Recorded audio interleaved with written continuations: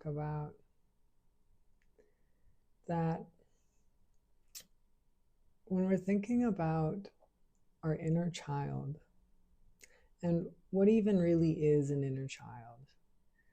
And I would say an inner child, or the part of ourselves that feels immature, irresponsible, oftentimes our inner child is created by traumatic events in our childhood or adolescence, wounds, hardship that we endured at our most innocent state, when we were the most innocent and had the least coping mechanisms to be able to deal with whatever hardship, pain, suffering we were going through at that moment. That are by how people spoke to us that was harmful, how people took actions that were harmful against us, or even people who gave us belief structures or taught us to believe that in some way we weren't enough, that we were unworthy of love, of attention, of curiosity, that we were not valuable, whether someone taught us that through their words, through their actions, or merely we took on beliefs that they held about themselves. That whenever we were young and our most innocent, and something, a traumatic event happened, or something happened that was harmful to us, it can cause, as a side effect, if we don't have enough in a love, support, connection to get us through that moment, or depending on how painful that moment was, it can cause parts of our innocence, the innocence that lives within our heart, the innocence that is our aspect of our divinity, that is an aspect of the oneness, the unity that you were born with, that when you go through a traumatic event, it causes some of our innocence when we were our most vulnerable, when we were children or adolescents, to separate off from the rest of our heart. Some of our innocence separates off from our heart and lives at that age, and then we now have a part of ourselves that feels unloved, that feels the pain and hatred that someone projected onto it, and it's more identified with the pain and hatred than it is with the love or innocence it was born with. And that's how that's how an inner child is created. And everyone you talk to, pretty much, say 99.9% of the people on the planet have an inner child or inner adolescent. Everyone on this planet is still healing. There is no one on this planet who is fully healed. That we, even as a collective, and humanity we were born into a collective heavily identified with division and separation. And that in itself is something that will be healed. But everyone you meet has survived hardship, has survived traumatic events, has survived trauma and abuse to varying degrees. And everyone is on a healing journey. Everyone is moving to a place of greater wholeness, and the people that act the most absurd, atrocious, manipulative, deceptive, lie, walk over people to try and get what they want are the people who are hurting the most and are the least aware of it. And as we become aware of something like an inner child, or that we may be making choices that aren't really aligned with our greatest maturity or responsibility, or choices that seem to be childish to some degree. And an inner child can be a perspective of they started this, so I'm going to get them back. An inner child could be a time when we're ghosting people for no reason, just avoiding the conversation or confrontation we would have to be fully direct and honest with them. Our inner child can be addictive patterning, that we know are not good for us, but we're just looking for something to self-soothe, because often as children we needed a parent when we were our youngest, or we needed a sibling to help co-regulate or soothe or calm our nervous system. And now as adults, the wounds that were created as children, we then try and self-soothe by the level of toxicity or harm that is still being healed out of us, at the level of toxicity and harm that we survived and endured, if we're unaware of that pain, or have gotten used to making choices that are toxic or harmful, or used to being treated in ways that are toxic or harmful, it can help form addictive patterns within us. And so we're never doing anything wrong by choosing a pattern that's addictive, that is numbing, that's checking out, because you were given pain that was too much for you to handle as a child, and that is what is feeding any addiction within you. And so there's nothing wrong with being addicted. There is nothing wrong with being lost in patterns, and we're lost in patterns or addicted for as long as we are meant to be, because everything happens in our life. The story of our life is already written, and you can't outrun the experiences you've had, and you can't outrun the pain and hurt you've survived and are still healing from. And so if you have addictive patterns, you're not doing anything wrong, and it's okay if you are trying to stop the pattern and continue to choose it, and it's okay if you're not trying to stop the pattern at all. And I would say it doesn't, every time you make a choice, you're one step closer to being free from any addiction you're lost in.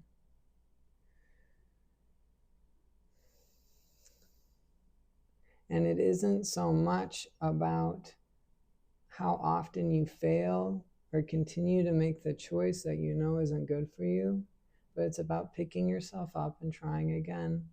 That it's the practice we cultivate by trying again that slowly leans us off of whatever pattern we're lost in. That trying again will always lead to eventually being free of a pattern, addiction, entering sobriety, letting go of things that are toxic or harmful, or letting go of people that are toxic or harmful. And the question is, when we're trying to heal any pattern, is no matter how often I choose this, can I take it as a moment to encourage and celebrate myself? And how even if I made the choice of the addictive pattern, can I take it as a moment to say, well, after this use of this thing, I'm one less use closer to being free of it, because everything has a timetable. And the moment addiction starts, and the moment you start choosing addictions, every time you re-choose that addiction, you're one step closer to being free from it. Because things will only stay as our life for how long we have things we can learn from it. And eventually we learn everything we're meant to learn from that choice. And there becomes no other option but sobriety. And so every time you use, you're one step closer to being fully free from it. And it doesn't mean we don't try and stop, and it doesn't mean we continue to make that pattern, because you can always find your way out of it sooner by your willingness to try and choose differently. And the practice you gain from sitting with discomfort and trying not to make the choice eventually gets you more used to sitting with discomfort than acting out something that's comfortable but toxic. And so it's the practice of trying to stop something that actually will eventually move you free from any addictive pattern and any addictive choice.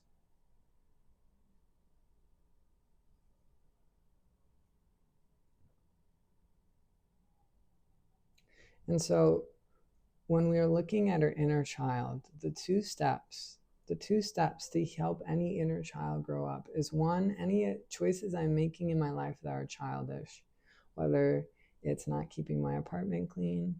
It's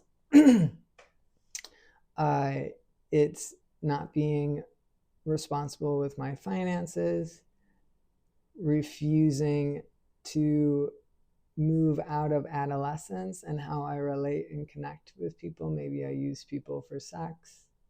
Maybe I spend time with people that I don't really feel like they're supportive of me or they're good people for me to hang out with, but I spend time with them just to avoid feeling how alone I feel. Whatever we do that feels like less responsible than it could be. One of the steps to healing your inner child is to make choices that are more adult, more mature, more responsible. And allowing ourselves to be fully honest, to be in line in integrity, which means I'm not putting my heart or another person's heart at risk of being hurt by my words or actions. Being discerning about who I choose to spend time with and who I don't spend time with. And also working to try and move beyond, slowly but surely, any addictive patterning, whether it's substances such as like weed or alcohol or stronger stuff, whether it's pornography, whether it's just binge watching TV shows. Can I take actions of trying to do that a little less and trying to do something I enjoy or that is actually nourishing for my body? Like if I feel overwhelmed and stressed, maybe I take a bath. Maybe I go for a walk outside. Maybe I spend time to go sit in nature. I go read a book. I just take a moment to feel my body and feel my breath. Maybe I do more exercise, whatever it is. And the other part is our inner child refuses to grow up for how unloved it feels, how much it thinks love is in some outside substance, experience, person, thing, career, and how little love it feels like is actually within it. And the one way to up-level your inner child is to just tell yourself you love yourself more, and whatever's happening within you, whether it's obtrusive thoughts, a bunch of sexual fantasies, a bunch of emotions that are coming up that you don't want to sit with. What if you just took everything that's arriving within you as another reason to love yourself deeper? And you said, and if you had a bunch of sexual fantasies, you could just say, I love the part of me that loves to fantasize about sex. I love the part of me that loves to think negative, toxic, irrational thoughts. I love the part of me that's hard on myself. I love the part of me that's hard on everyone. I love the part of me that tries to push down my feelings rather than sitting with it. And we take whatever patterns we're witnessing, whether they're thought patterns we're witnessing. I love the part of me that that's obsessively fixates on something, that obsessively tries to plan for the future, that gets lost focusing on things that could have happened in the past or things that could happen in the future. We just take whatever is happening within us as a moment to love ourselves deeper, as a moment to say, I don't have to try and change and fix this, but the love I will show myself as I feel this. Though if I take anything within me as the next aspect within me to love, I'm slowly helping remind that thing or that fantasy or that thought pattern or those parts of me that push down my feelings, the love within it by how often I say I love you to that part. And we don't have to do it every time we feel something, but just every now and then, or a little bit more often than what we would typically do. And as we tell ourselves we love those parts, we're helping love them into higher expressions of themselves, where they are more peaceful, open, serene, and the more we love our mind, the more soft, the more open, the more gentle our thoughts, our mind becomes. And it won't happen overnight, but over time. Same with our the parts of our patterns, the more we just tell those parts that act things out, you're so cute however you choose. I love you.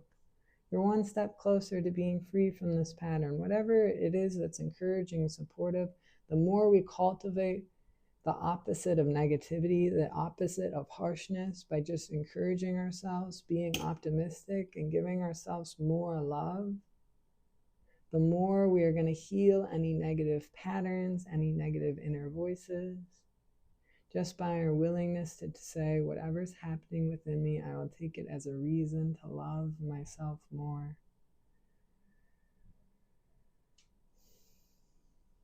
And so as we take more bold choices in our life, as we take choices that are our greatest maturity and responsibility, and as we say the words of love, encouragement,